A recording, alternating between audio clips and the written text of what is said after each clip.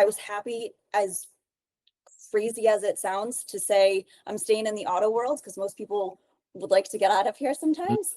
We definitely don't do the race to the bottom line. We want you to be able to know what our value is, because it's important. Don't overpromise and underdeliver, because that's never going to help you. And align yourself with some great people. Be a part of SEMA Pro, ask those questions. Welcome to the Ride and Style Podcast, your turbocharged pit stop for automotive restyling. Buckle up with Jesse and Josh. Welcome to another episode of the Ride and Style Podcast. Today, our guest is Jessica Crossman of Micorp Custom Auto and Truck. Jessica, thank you for taking time to meet with us today. Yeah, this is exciting. I am scared to death right now. Not because of Jessica, but because I'm with two red-haired people that this could blow up at any moment. You are in for a treat. Normally, we're not allowed to be like two in the same spot. It's against protocol, but we're changing. It's usually against the code, just for the fire code, because of the danger. Yeah, because of the danger vault. But I have a fire extinguisher right here. If anything were to go haywire, I am ready to go. Jessica, we are excited to have you on. We're going to get to hear about the history of you in the business and everything like that. But first of all, before Jesse asks you that question, tell us about your pride and joy. I keep seeing pictures of her. Is she out of school officially, or in what grade is she going in next year? She's going into fourth grade next year. So she's out of school on the 18th. And the reason why she's bet everywhere is she started her own business.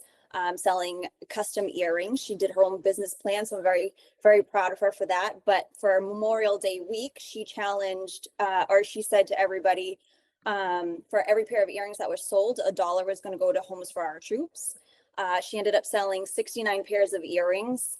And then the following week, which we're still into until the 31st, she asked everybody to match her donation or whatever you can put in there. She's raised almost $2,100 as an 8-year-old is insane. Wow. I know. Homes for Our Troops, it's a nonprofit that builds custom homes for veterans post 9/11.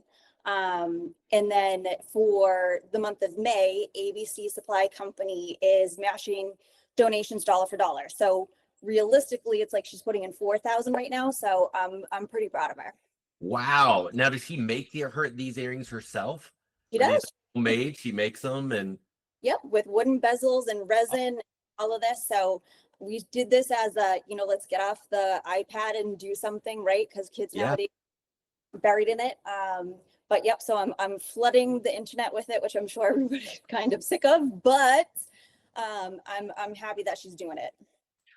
Tell her. I mean, I don't know. Is there an easy way to find them? Can you tell the audience right now? Yeah, so she has her own website, ZMC Homemade Treasures. So you can go right there, and the website's there. If you are on LinkedIn, if you're on anything, I'm sharing it everywhere, so you'll be able to see it there. And then her GoFundMe is off of Homes for Our Troops. So ZMCHandmadeTreasures.com for her jewelry, and then Homes for Our Troops for the GoFundMe. Wow. And has anybody secured her on a contract for future sales? Because I'd like to put my hat in the ring. Everybody that has met her, yeah, there you go, has joked that she's quiet, and then you see these videos that she does, and she's loud and proud. So, I'll give it to her, and it's opened up a lot educational wise on what veterans are, what Homes for Our Troops is, what does all of this mean, what does post 9/11 mean. So the conversation's been great. Now, one question before Jesse asks you about you, someone who was never even around for 9/11, how does that work with somebody? Because when we all think of 9/11, we were there, right? We remember it. Yep. Someone who doesn't even know what 9/11 is. You want to talk about treading the waters in a conversation with an 8-year-old on this? Yeah. So it is I've brought it down, and we've explained that there's some bad things that happen in the world, and this was one of those pivotal moments for everybody. Like you said, I can tell you exactly where I was and what classroom I was in, listening to all of it. But it's, I have my family's full military background. My grandfather was a brigadier general. So and it's been around me for so long that sometimes when she asks the question, I have to answer it differently. But I think she's relating to, because we've watched some videos, that there's kids her age with parents that, have lost a limb or severe burns or things like that. So she's relating to wait a second, I just want to be able to help. They just want to help their parents, survive a real life. But my mother-in-law works for Homes for Our Troops, and she goes in there all the time and helps with mailers and different things. So that's how she decided to do this challenge. That's awesome. Well, congratulations to her and all that. Very proud of her for starting a business. I mean, that's pretty awesome. I'm very. All right, go ahead, Jesse. Sorry. Yeah, no, it's great. Jessica, how did you get started in the automotive world and aftermarket? And take us back to the beginning and let us know your story. Back in the olden days when I used to walk uphill barefoot. No, that's what it feels like anyways. I started in the business back in 2003. Let's not date myself. I started as a nighttime receptionist at a Cadillac dealership and just kind of changed a little bit. And they said, hey, we've got some more hours. Is this something that you would like? And I said, sure, why not? And push. My old boss at the time, who now owns the Cadillac dealership in Norwood, Mike Exedia, said to the gentleman that was in finance, Alan Colarusso, what's the chances you want a green pea in finance? And he said, you know what? She doesn't come with baggage and bad habits. So let's train her. And I was afraid of Alan when we first started doing this, and he gave me a menu presentation. I wrote it down verbatim. He said, I'll see you on Monday. And he came in on Monday, and I gave him that full menu presentation word for word, and spent 10 years doing finance. I knew I wasn't going to stay in a dealership with dealership hours, given the fact that I wanted to be a mom. So once I had my daughter, the sales manager that used to be with the company, Frank, him and I knew each other for years and years and years, said, why don't you come over to this side? And I was happy, as crazy as it sounds to say, I'm staying in the auto world, because most people would like to get out of here sometimes. But only the craziest stay. And given the red hair, right, Jesse, that's very respect. Go, hold on, let me get my fire extinguisher. Stayed in it doing restyling. And so from 2016 until now, I've been with Micorp. And if I think back on what the company was in 2016 and what we were doing to what we're doing now, it's crazy just the way that the whole auto industry has evolved and changed, and what manufacturers have put in cars. So you got to figure a way to earn that dollar somewhere else. So what are the big differences back when you started? What were you selling on the road versus now? What are you and your team selling? Oh God, we were, millions in remote starts, right? No car had a remote start at that time. And then, and at that point we had, in our heyday, I guess, because Micorp has been around since 87, we had 25 road techs on the road going to do remote starts. And now we're at 9. So it just kind of shows where that is. Some of the things that have changed, vehicle wraps. Everybody wants to be able to do something different that way. And wheels and tires, people are just looking to do bigger, better things that is not offered. No one wants chrome anymore. No one does. Everybody wants it to be, the blackout packages, which before it was all carriage tops when I was at Cadillac and chrome. So it's the opposite. You're not old enough to remember gold packages, right? On the Cadillac. 1,000%. 1,000. Okay. Yep. I'm an old lady. Try to give you an out there. I appreciate that. And the white walls. Vogue tires. Oh yeah. So, and then you go into every electronic piece that can go into a car. Yeah. And like, holy crap, so we go from detaching the radios that you would put in your glove box so no one would steal them to now having radios that are like this big and you need a degree in order to work them. Yeah.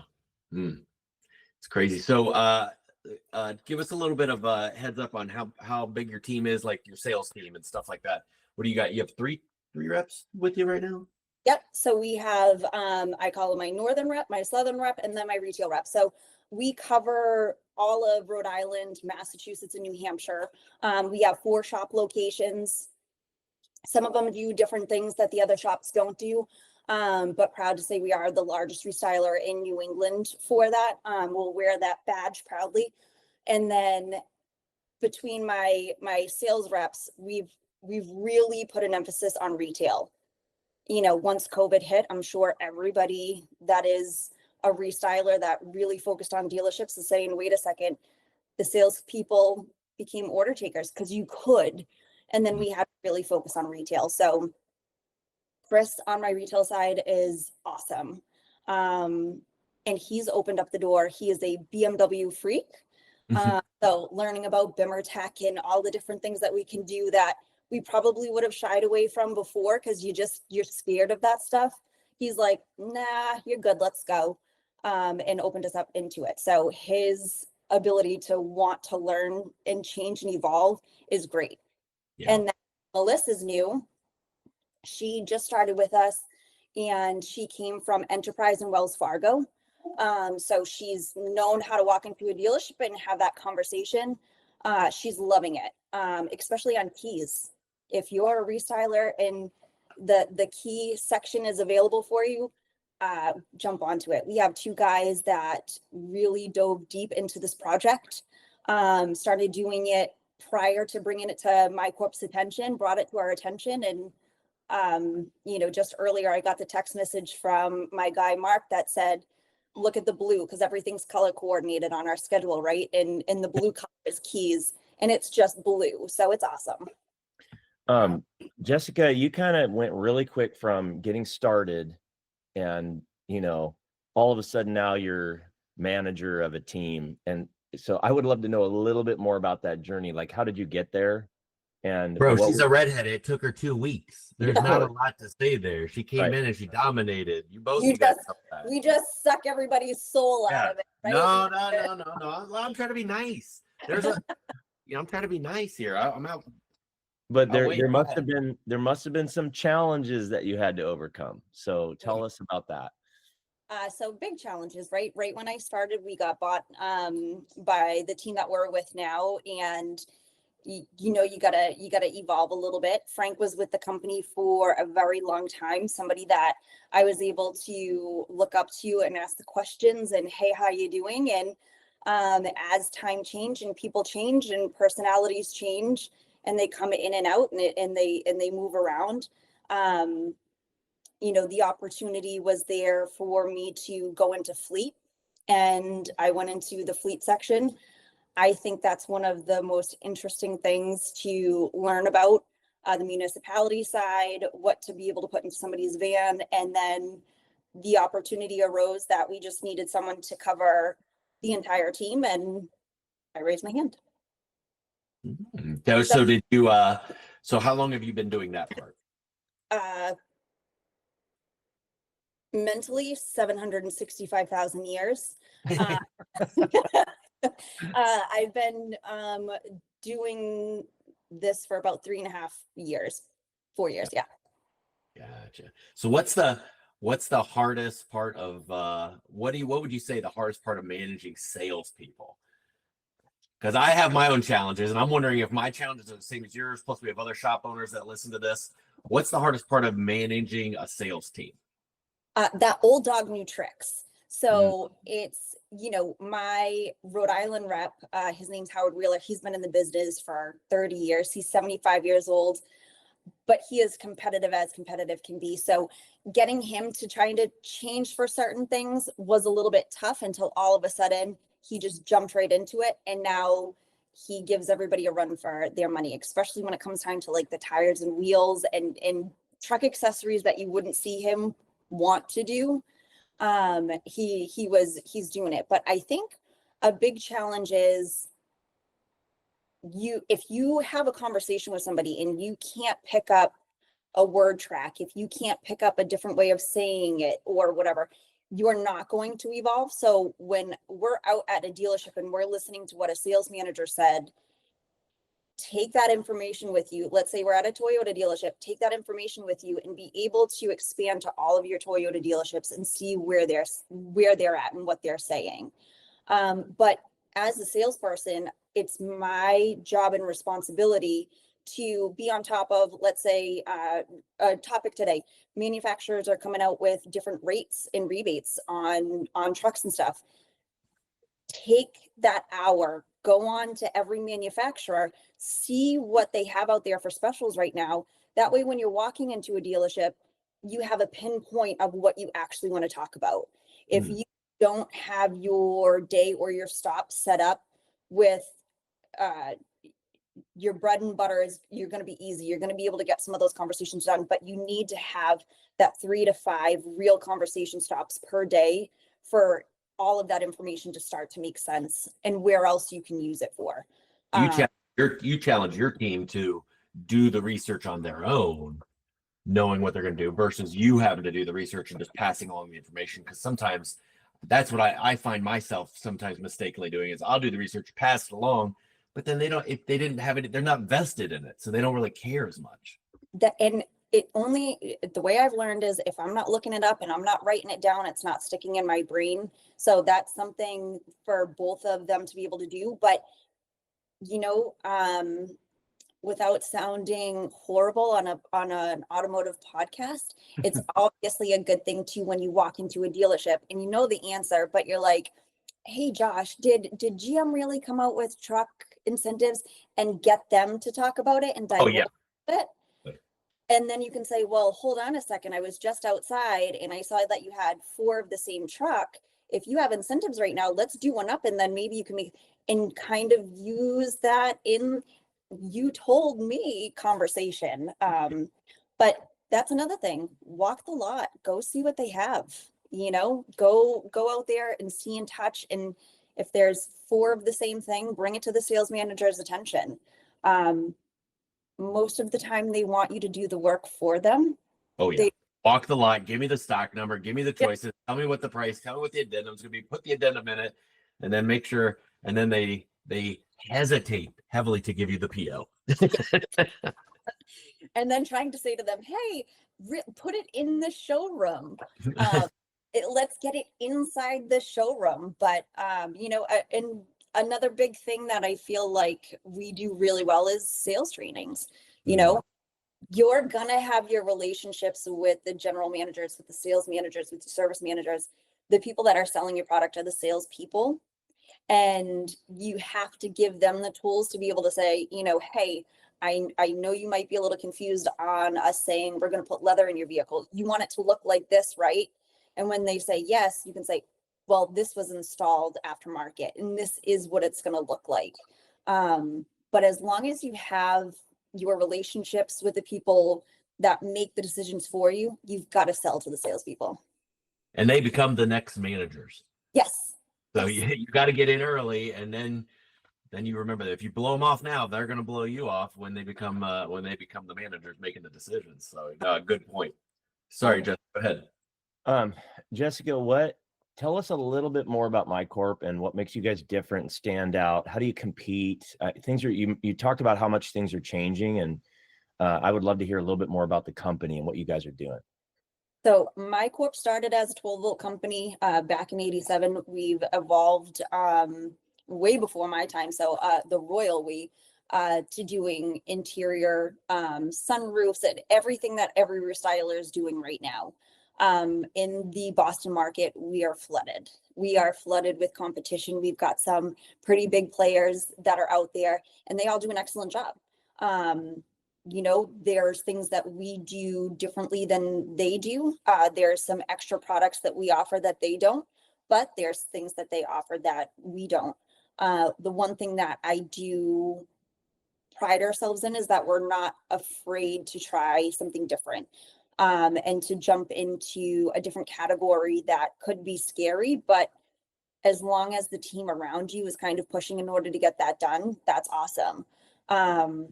We talk about having our techs on the road. We'll go out to somebody's home or office to be able to install some 12-volt stuff. Not all of it, but some of it, which gives us the advantage that customer doesn't have to drop off the car and then they go pick it up and so forth. We pick up and drop off for bed liners. There's a few places that are around us that don't do that. So they'll need to get 2 runners to be able to do it. We definitely don't do the race to the bottom line. We want you to be able to know what our value is, because it's important, especially if there's a problem, right? Everybody makes mistakes. We make a mistake. I will call your customer. I don't leave it on the dealership shoulders to be able to do that. I'll call the customer for them or offer it. Sometimes dealerships will say no to it, but it's okay for if we make the mistake for us to get yelled at. I don't expect the dealership to, especially CSI. If I burn them on CSI, I'm probably going to get myself kicked out of a dealership. So yeah, no, that's definitely a difference. And you guys are definitely successful. Could we talk about SEMA Pro, Jesse? Yeah, let's do it. Jessica, you've been on SEMA Pro for years now. And now you chair the content subcommittee. So tell us about your experience. What did you know before you got onto SEMA Pro? What do you know now? And then what advice would you give people? Gosh, so when I first started in this business, it was, hey, the SEMA show is coming up. And I'm like, great, let's go to Vegas. That's all I knew. And then I went there and then I was like, oh my God, this is what this industry is about. Literally, I started at Micorp and it was within that first year that I was going to SEMA.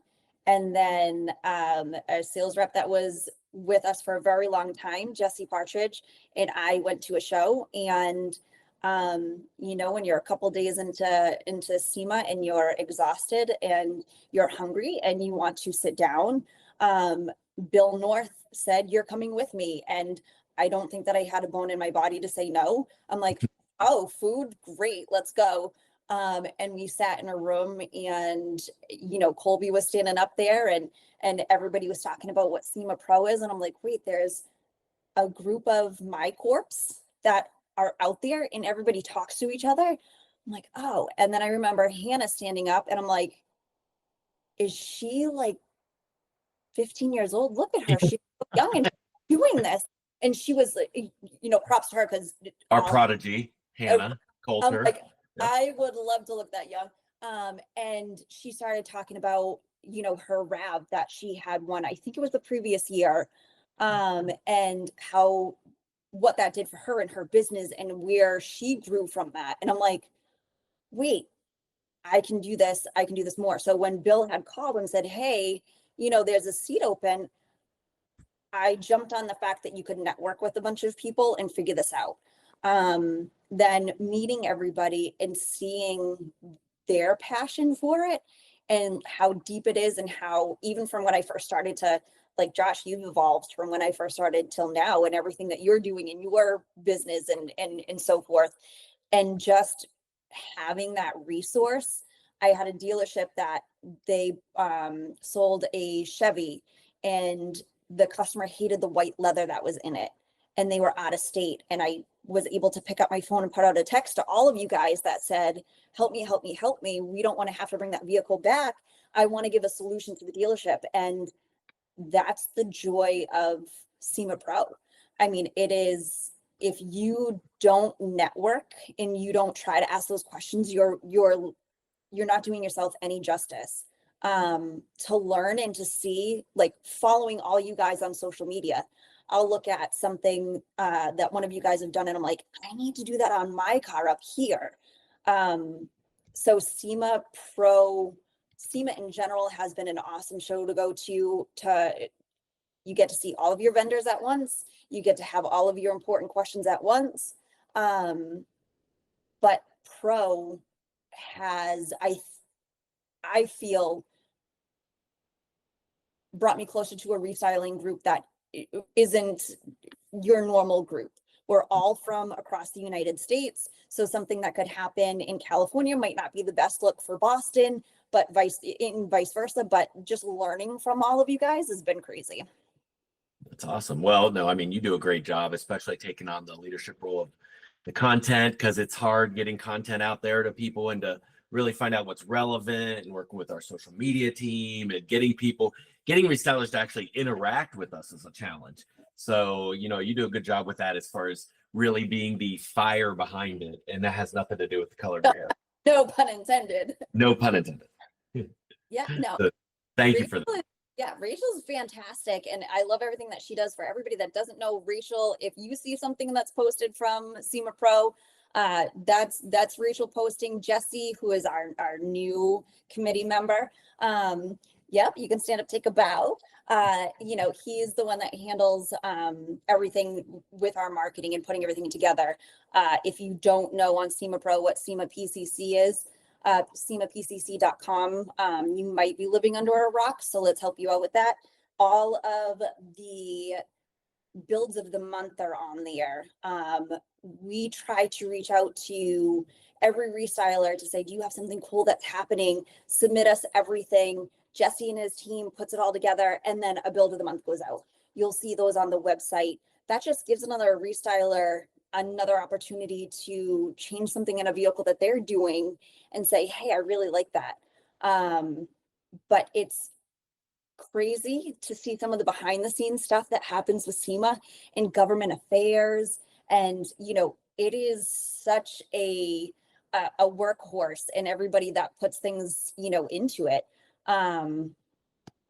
It's great. But the challenge is getting people to really, really, really interact with you. So if there's any restyler that's going to listen to this and you have a member spotlight or a build of the month, submit it over to us. It is free advertising for you and your company to get out there across a big platform. You're silly if you don't use this opportunity. Jessica, I love your energy. It's so awesome. It's contagious. What excites you most about the future of either your business, what you guys are doing, or maybe just the industry in general? I'm always, you know, wraps to me are crazy. I think that it is such a talent to be able to wrap it. But if you go to the show, it went from, I think when I first was there, like 2 little booths that were doing it. And now there's a whole section where they're like, what do you want to see printed? Okay. They type it into a computer, it prints out, and then they're wrapping it across it. I definitely think that watching all of the restylers get thrown into a new mix when a manufacturer is like, oh, you love to do heated seats in that car? Not anymore. We're going to do it in-house. So figure out something to do. Trying to figure out what's next is always scary, because that's where the money's going to come from. And getting everybody, again, the old dog new tricks that you work with to say, you got to stop doing the remote starts because they're coming in so often. You got to start leaning towards X, Y, and Z, dash cams on the road, or doing this differently. I don't know. I just think especially on the SEMA side, seeing all of the EV stuff that's happening and where the world wants to be, or some people want it to be, it's ever changing, and you gotta be on your game for it, I think. I think that's wise. You just got to be at the forefront, and being part of SEMA Pro. That's what I always appreciated, is because I felt like I had a voice. I felt like I was helping steer the ship a little bit and making sure that we are at the forefront, because it's one thing for one restyler or a couple restilers in a market to be, hey, do this product, this, that. But if nationally we're saying, hey, then let's do this, then, you know, we get a little bit more pull. Maybe more manufacturers jump in the game, makes it more affordable, or whatever, or the technology gets better, because it's a very innovative industry. But you got to be on the forefront, keep your ear to the ground. What's going to be next? And so let's take, and I'm probably going to give somebody not enough credit. We had our LRP meeting, which was awesome to be stuck in New Orleans and in the snowstorm. I still have PTSD from that. But we were there, and I think that the LRP happened to be picked there because we had Josh's and the Colbys that are like NADA, NADA, NADA, to get in front of manufacturers and dealers to say, aftermarket is your friend. Aftermarket is where you're going to be able to make some money, because anybody right now, a general consumer, can go online, they can pull the invoice, they know what you paid for the car. We can help you make more money, and you just need to trust us that we're not gonna do you wrong. We're gonna steer you that right way. So we have awesome people like, Josh and Colby, that are pushing towards NADA to have all of those individuals understand restylers are great. SEMA is great. Come and join us, because we want to join you. But that will allow everybody to start to work together a little bit more. I think once the dealerships understand that they can make more money doing this, that's when they're opening up to doing a little bit more. We have a few dealerships that it's been a struggle to get into, or a struggle to let, oh, my customers, they don't want tires and wheels. They're fine with that. Just let us try it once, give us that opportunity. And now you get the call, hey, we got to do another one. All right, you were right. And it's like, I'm not going to purposely put something on your showroom floor you can't get off of. You're never going to trust me again. But you've got to be able to work well with those different sections of the auto industry. So to have you guys pushing that at a higher level is massive. I think it's such a voice for all of us right now that wouldn't even know where to begin in those conversations, or have the knowledge or have the relationships, right? This is a relationships game to get in front of those people. And how do you deal with like work-life balance? Is that a myth? Is it possible to do with all this stuff you got going on? So seeing how I am employed, I guess I volunteer for my daughter's things. She doesn't pay me for this. What? You're yeah. not getting a salary out of her business? No, not at all. She is, that little girl is genius. So no, the work-life balance is definitely interesting, right? As the salesperson, you're on 24/7. It doesn't matter. And that's okay. Because as long as I tell everybody, you're always going to be able to get in touch with me no matter what, Saturday, Sunday, it doesn't matter. I just need to make sure I'm there for the important things, and I'm never going to skip those, because that's the most important part. I can't get that part back. So if I'm not answering the phone, most likely it's I'm sleeping, or Zoe's on stage. She's doing something that I'm just not going to look away from. Thank goodness for text messaging. I remember back when it was only phone calls and you had to answer and then call people back. Now you can just say, hey, I'll call you right back, or hey, I'm in a meeting, can I call you when I'm done, or whatever like that. And it just makes life so much easier. So what was this like when pagers were a thing? Would somebody blow up your pager 24/7? I remember that. And so the biggest problem was when pagers came out that you actually had text on, and it wasn't just a phone number, because then you would be able to get it and you could type back. So it was kind of like texting before texting was a thing.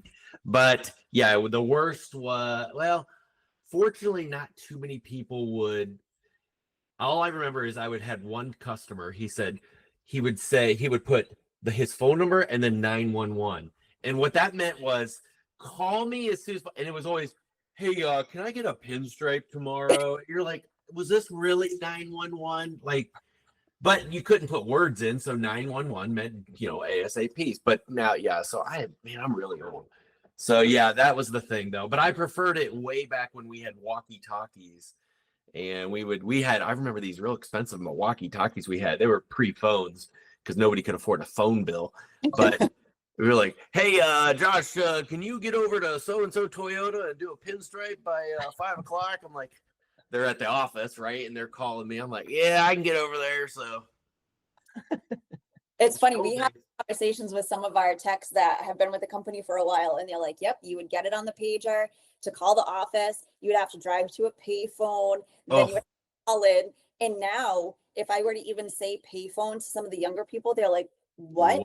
Or the fact that, we talk about how easy it is to text and to email and stuff. And yes, is it great? And everybody's got the watches and stuff.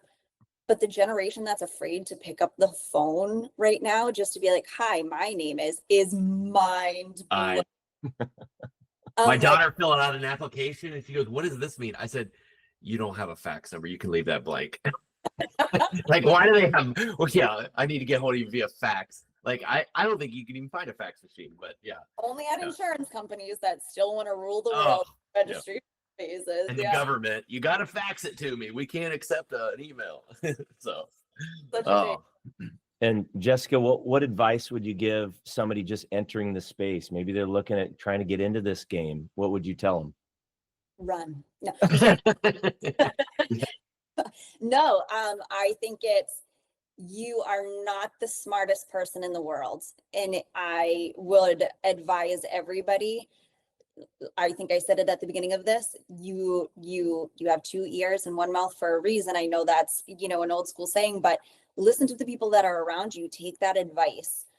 When you walk into a dealership, let's say, if you're on that side, the most important person in that entire establishment is the receptionist. She is going to make or break you. She will pass your call along if, need be, or he would pass your call along if need be. But everybody that you walk by, say hello.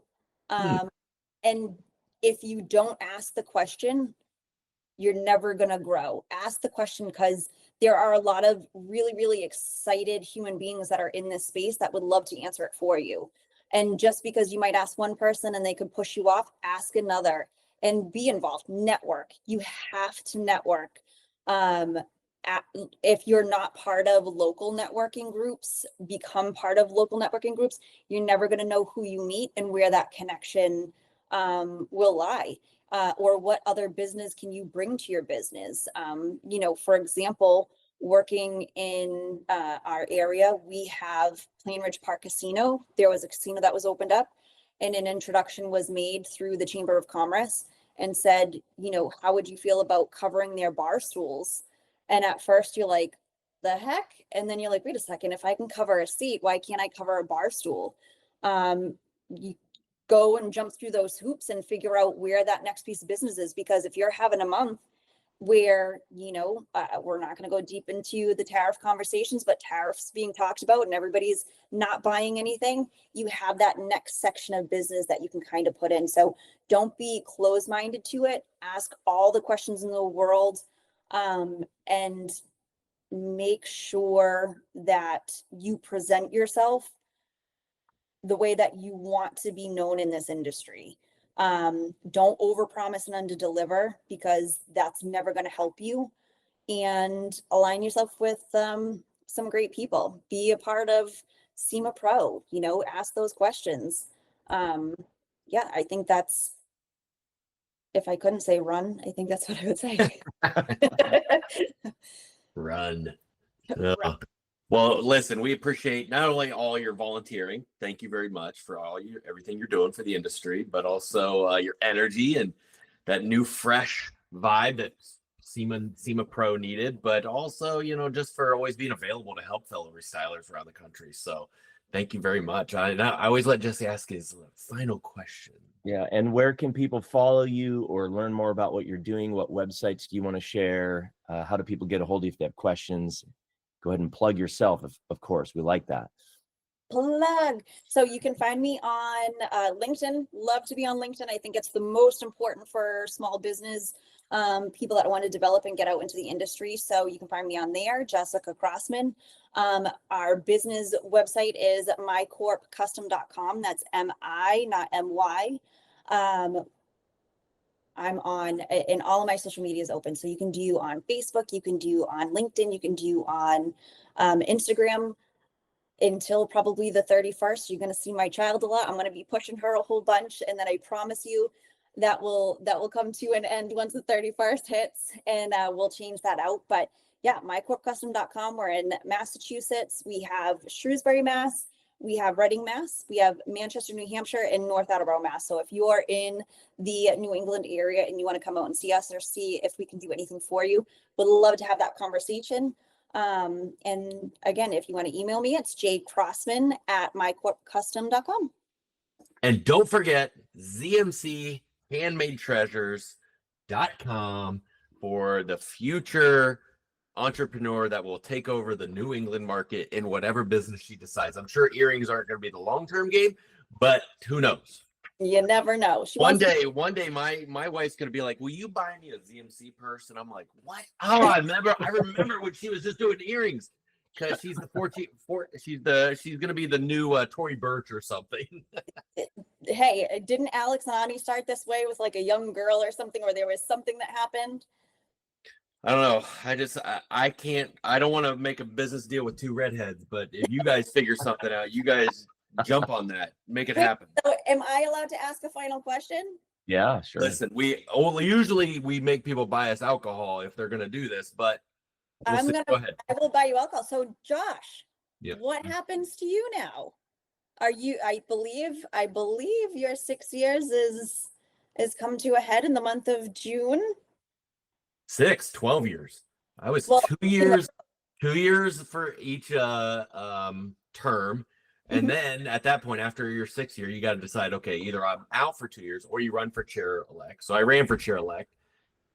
And then that was 2 years, and then chair 2 years. And then IPC will end in 31 days. And then what will I do? Listen, I will be, I wish I was like having a Corona on the beach, but I'm actually now taking some time to actually help the companies. And working on them and helping them out. But I still have a good amount of people still call me, happy to help everybody and be a consultant. But I have to take 2 years away. It's a SEMA law, so I'm not allowed to help SEMA Pro on an official role, just as an advisory role. So you're not going anywhere, is what you're telling us. Listen, I'd love to go. There's like 17 places I'd love to go, but I'm sure, when you need me to harass some people and or violently text people, I will put on my redheaded wig and you tell me, hey, these 3 people have not responded to me, and what do I do?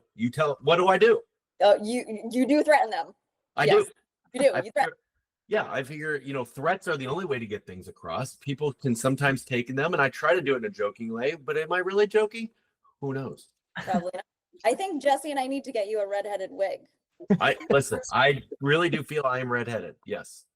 I want to be part of your club. Because the 3 of us would never be able to have this podcast again. 2 is pushing the limit. 3 is breaking the law. Right. Blatant disregard for all things reasonable. Yes. But thank you for asking, and thank you for being on the podcast. It's been super fun. And man, before you know it, we'll see you in Vegas. I know. Craziness. I'm looking forward to it though. Yeah.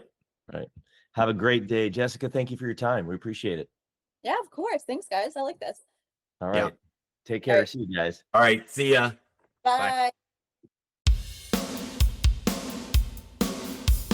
And there you have it, another high-octane episode of the Ride and Style podcast, revved up and ready to go. Your hosts, Jesse Stoddard and Josh Poulson, shifted your automotive game into overdrive. If you're hungry for more insights, trends, and game-changing interviews from the automotive restyling universe, don't forget to hit subscribe and leave a glowing review. We'd also love for you to share this podcast with your gearheads, installers, and auto lovers network. Because remember, knowledge is power, but shared knowledge turbocharges the whole industry. For more expert resources to supercharge your business, cruise on over to autostylemarketing.com, your one-stop shop for everything automotive marketing. Until next time, keep those wheels spinning and your passion ignited. Thank you for riding in style with us. See you on the next lap.